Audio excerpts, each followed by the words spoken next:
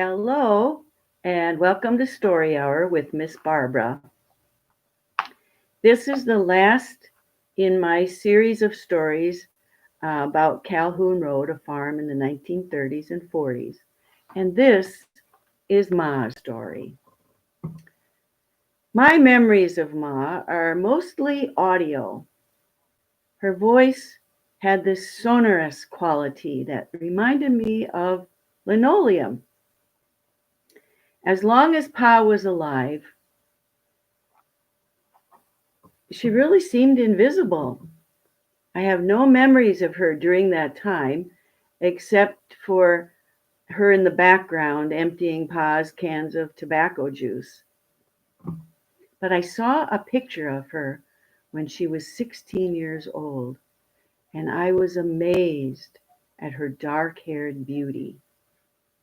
Her name was Martha Mary Martinson, and she was 100% Norwegian. Pa was German, and they fought about this a lot, her Norwegianness. The only picture I have of her childhood comes from a short autobiography she wrote, and in it she describes sitting on the porch on a Sunday, watching people go to church, and feeling an emptiness and a longing in her soul. And it turns out that she found what she was seeking through Pa.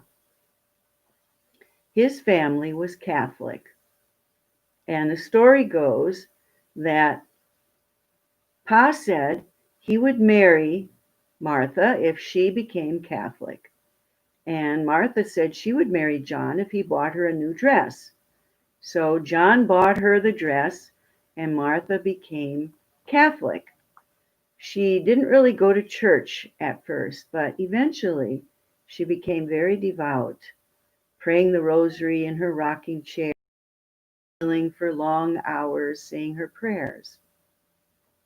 Now, most of this story about Ma comes from Gladys, her second youngest daughter. Gladys, who saw her as the hardest working person she ever knew, was not really very close to Ma, who was 37 when Gladys was born.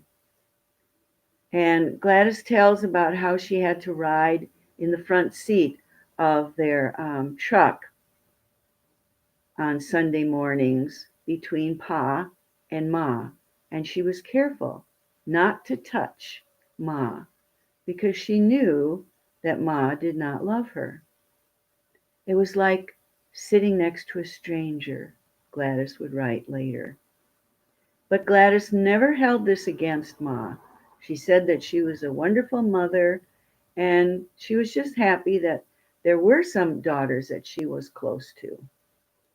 Actually, Gladys seemed to be feeling rather sorry for Ma. This is how she describes her. My memory of Ma is of work. She never played cards with us. She never went to movies, not even the free movie that we went once a week to see in Butler. She never had any friends or ever went visiting. She never went to visit her married kids, maybe once. When Pa's family came to visit, she worked cooking for them. When she wasn't washing by hand with a scrub board for the first 25 years, she was ironing or sewing or cleaning or working in the field or yard. She canned and baked. She never drank or smoked. She never danced or partied. She did spring cleaning and fall cleaning, which involved washing the ceiling and the walls. And she was a very nervous person. Apparently, when she brought down the boxes of winter and summer clothes, and there were new things in there that girls had never seen before, they got all excited, and this made Ma nervous. She would always fall asleep in her rocking chair after supper. But Ma did go with Pa to see, and a few of the kids, they had to take turns, for the weekend in Woodville, Wisconsin, once a year, sometime in June after the crops were in, to see her sister, Aunt Sina, and Uncle Lou. They took old Highway 12 through Wisconsin Dells and through Eau Claire. It was a 12-mile, or it was a 6-mile, 6-hour trip. We stopped at the roadside where the Dells was prettiest for lunch. Ma made brownies and all kinds of good stuff. Aunt Sina had a big dairy farm. Everything was neat and tidy, not like our place where the machinery stood all over the yard, and everything was junky, except Ma's lawn and garden.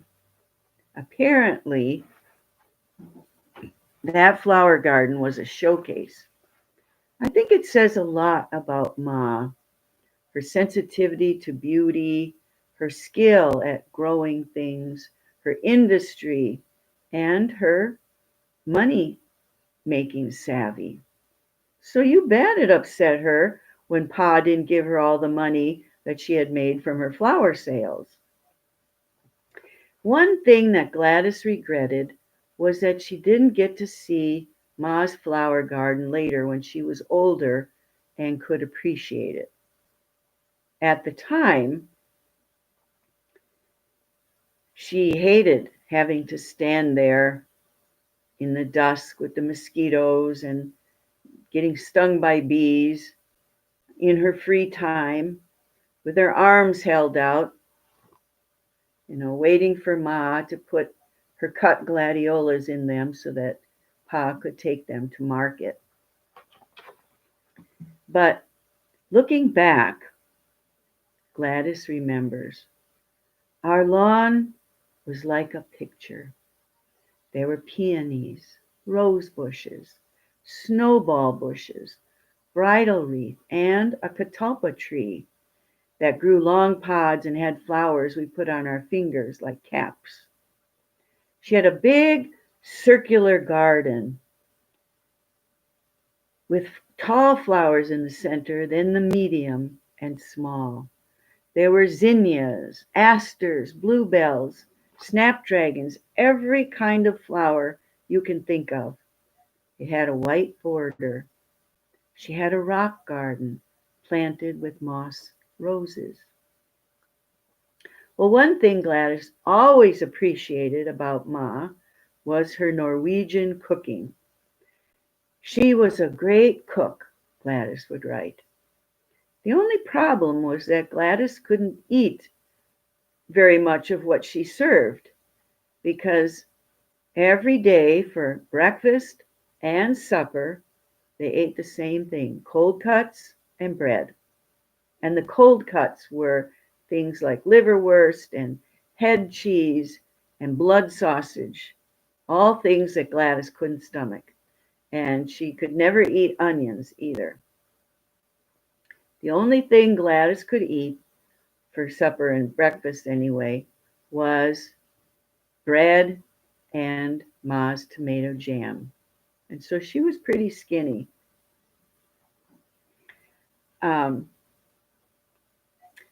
But she loved, and if they ever got store-bought bread and bologna, Gladys thought she was in seventh heaven. But she loved Ma's tomato jam. In fact, she got the recipe from her later in life and tried to make it herself, but it was never quite the same. Also, Ma's tomato ketchup was exceptional. She made it with celery root, and the boys used to go down into the cellar and chug it. So Ma had to make it really thick, so they couldn't do that anymore. Ah, that cellar. It was a treasure trove of bounty, both of the farm and of Ma's hard labor. Dug out under the house with a team of horses in 1932, when Gladys was 2 years old, it was packed in the fall with late cabbage, carrots, red beets, potatoes, apples, and other vegetables. During the winter and spring, they ate some and Pa sold some. And Gladys and her sisters would have to go down into the dark cellar and take off all the rotten leaves from the cabbage and um, then put them into bushel baskets. And it was a slimy mess. Eggs were carefully stored down there in salt, barrels of salt. And that was tricky, getting those eggs out with cracking them because the salt hardened into rock like slabs, and they would have to scrape it with a spoon to carefully get the eggs out. The crock of big dill pickles was kept in the cellar. And by the time those were ready, the steady supply of raw vegetables that they were eating all day long began to dwindle. The tomatoes, the melons, the kohlrabi, the turnips, parsnips, green and yellow beans, cucumbers, carrots, which were good for chewing up and spitting at each other, peas, radishes. So then, when those were all gone, they started making trips down to the cellar for pickles. There was a big rock on top of a board to hold the pickles down. We had to dig through the scummy water and dill, but they were good, Gladys wrote. So Ma canned everything you could think of. Pa even bought some things like peaches and strawberries. She made wine, mulberry wine, dandelion wine, among others, and slippery jims. Those were made from the ripe cucumbers, and crabapple jelly, and bread and butter pickles, and dill pickles, and sauerkraut, and then again that yummy tomato jam and ketchup, just to name a few. How on earth did Ma do it all? This was on top of the normal cooking and baking and cleaning with no modern conveniences. Sometimes the canning did get to be too much, and one of the girls would be brought in from the field and would have to stand next to the stove, stirring the things that need to be thickened or shredding cabbage for sauerkraut. And then later, when Loretta was old enough, she was given to Ma as a helper. And Ma's sons insisted on this against Pa's wishes. Before that, she had to work out in the fields on top of it all. But I guess it pays to have your sons first, even if they do drink up all your ketchup and make you have to bake 23 loaves of bread a week. This came out at a family reunion.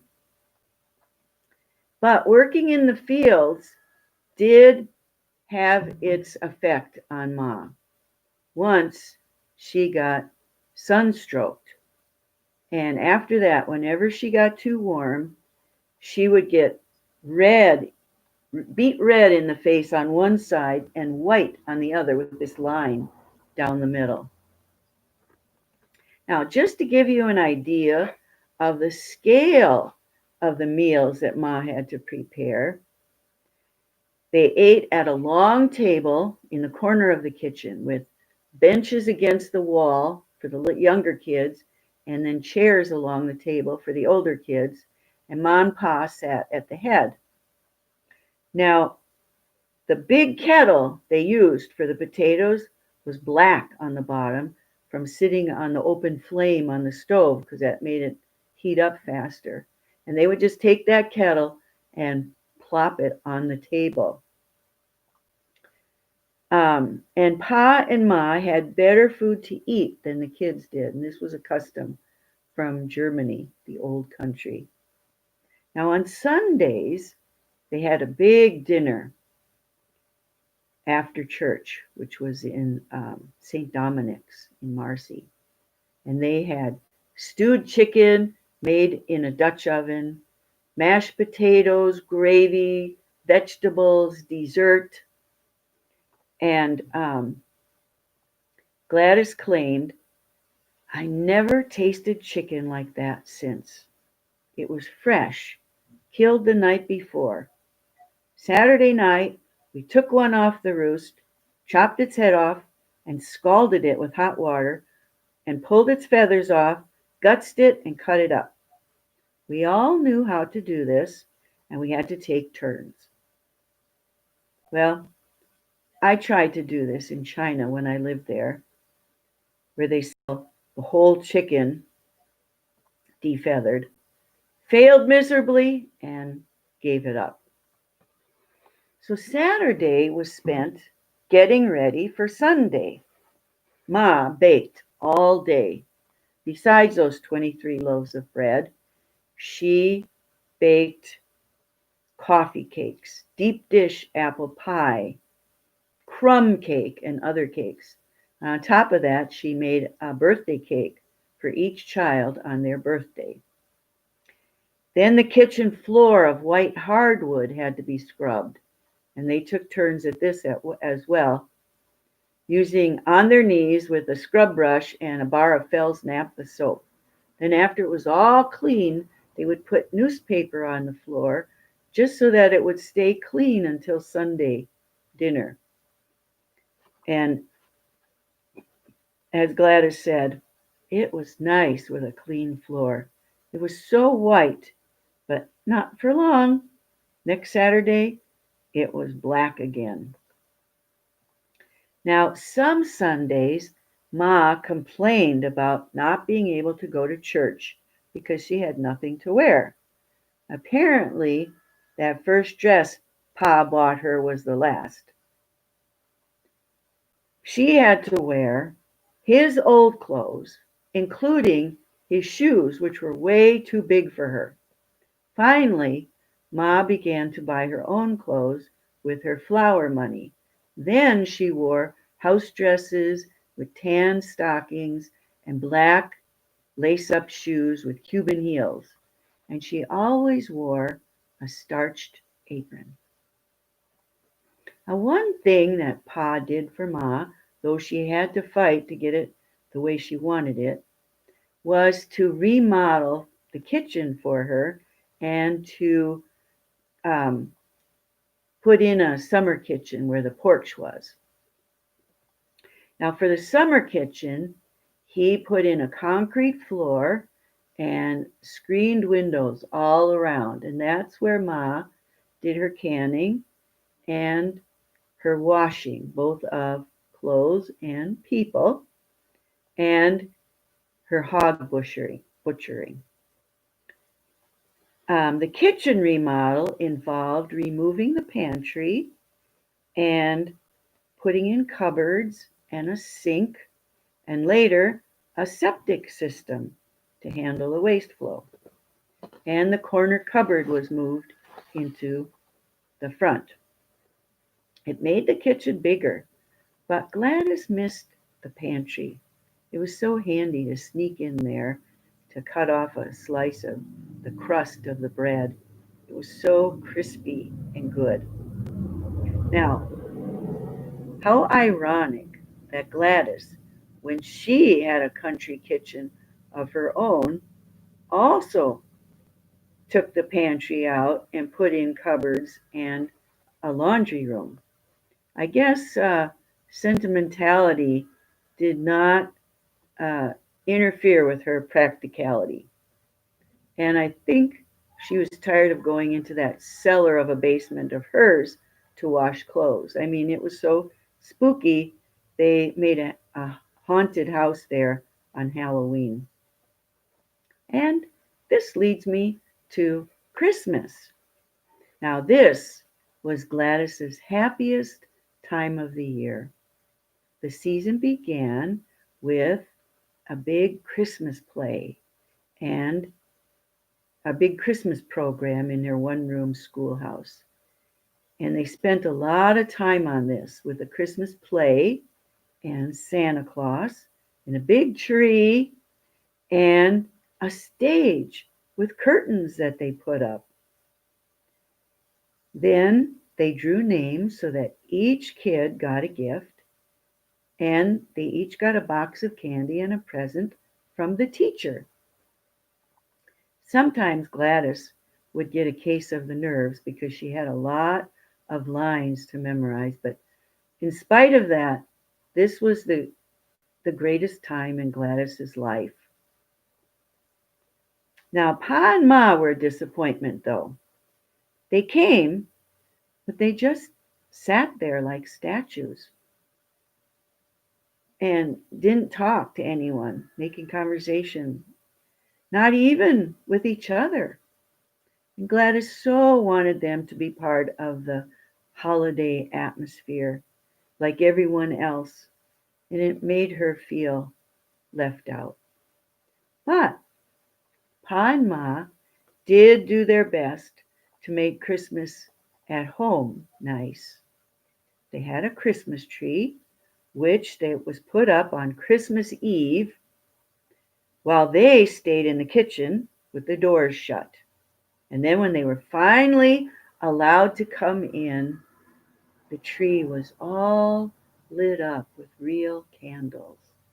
And there was candy and cookies laid out, and nuts and presents.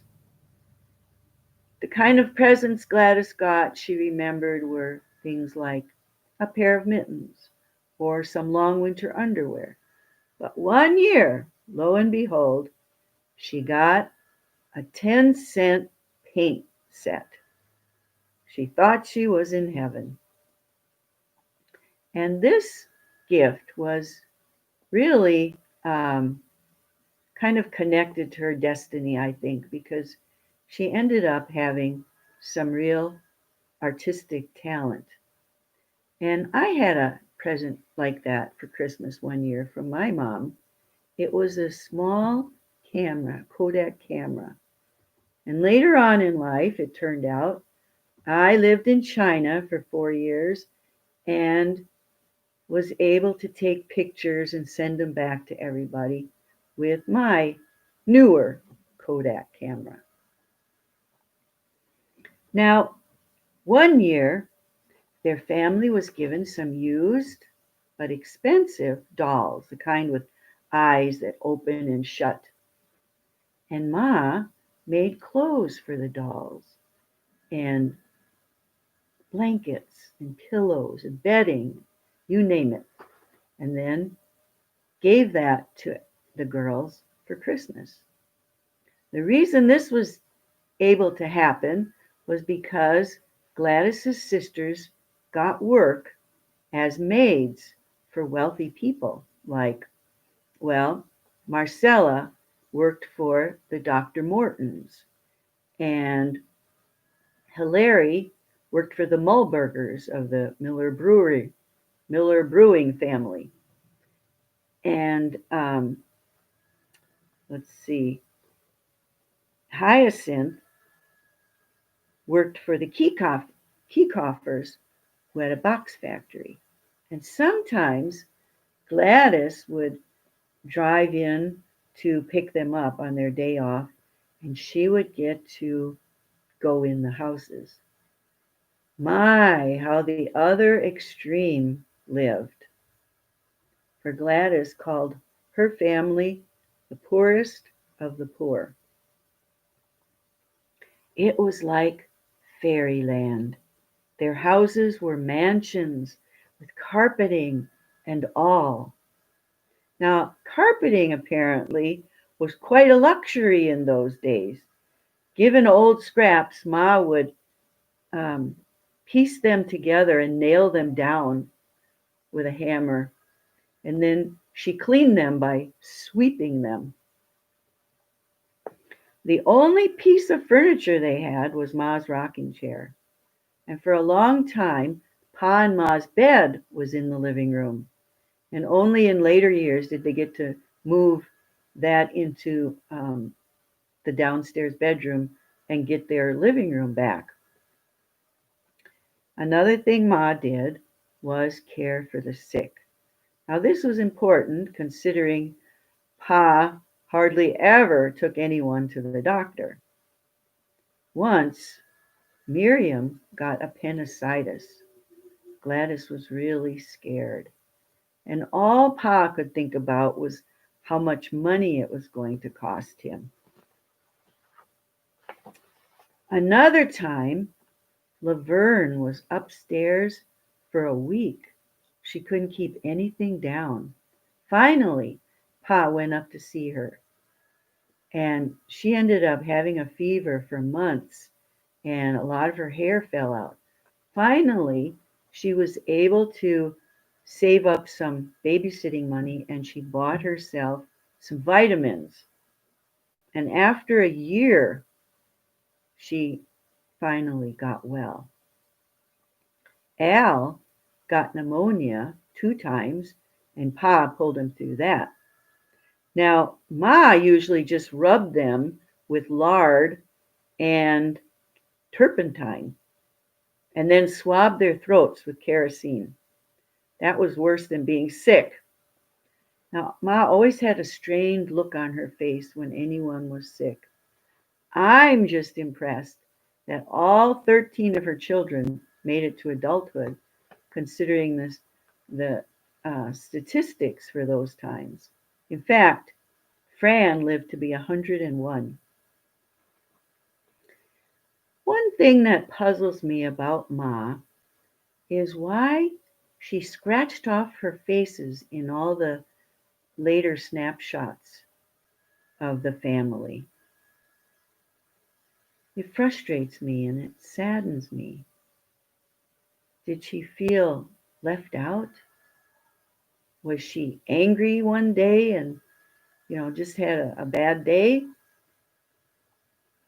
Um, was it vanity?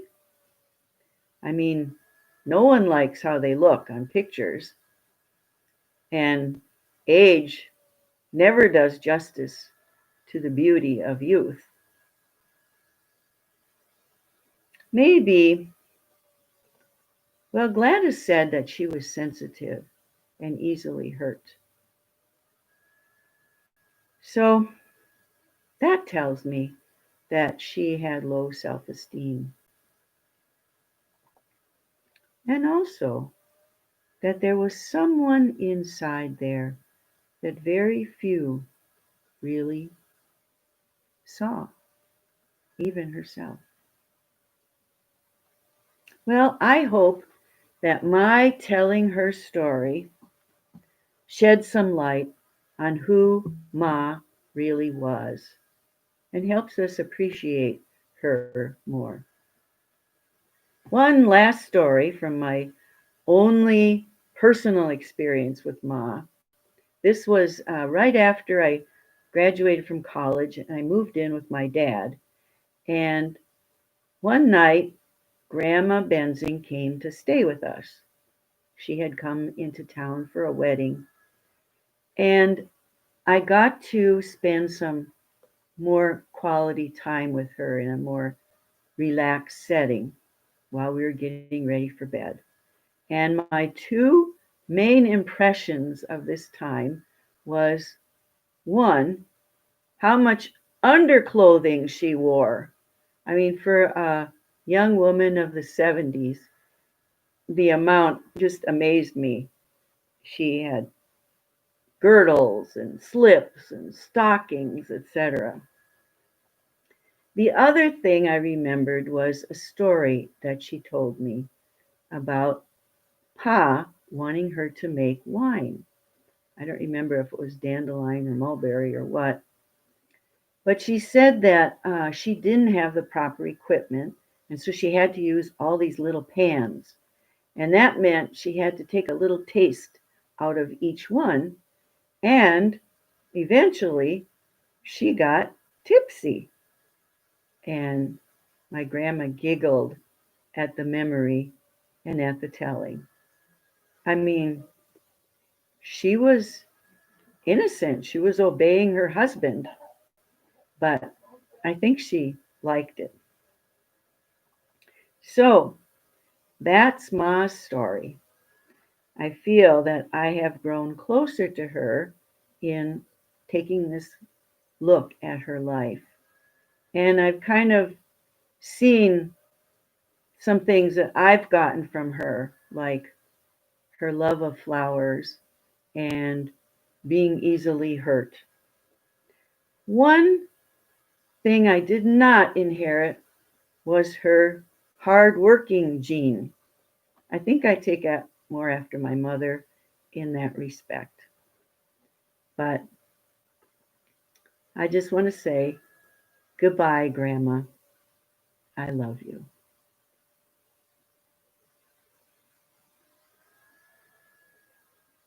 What? You're still here, Grandma? There's something missing from your story?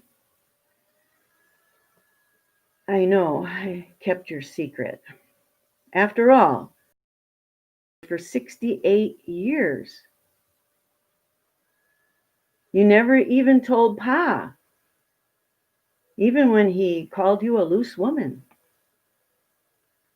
You never told your in-laws when you lived with them after you first married, even though they treated you like dirt because they knew Al wasn't Pa's.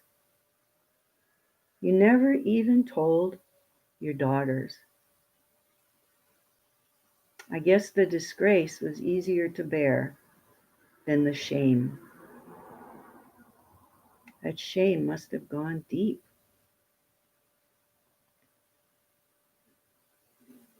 Not a soul did you tell until you were about to leave this world. And then you only said 3 words. I was raped. You wanted it to be known that that first time was against your will. You're only 16. Well, what did you learn from all that, Grandma? That maybe telling your story lessened the shame rather than made it worse. Well, that's a big lesson worth sharing. I think your life didn't turn out the way you planned, but I think you can be proud of it. I think you can be proud of your legacy. You left an example that I would be proud of. When your daughter Gladys saw her brothers and sisters at a wedding, sitting there stoically with the rock music blaring and people dancing, she called them the salt of the earth. And she meant it. And you had a hand in that, Ma. And even Gladys came around by the end. They say that work is love in action. And you had that in spades. And that's what it's all about, isn't it?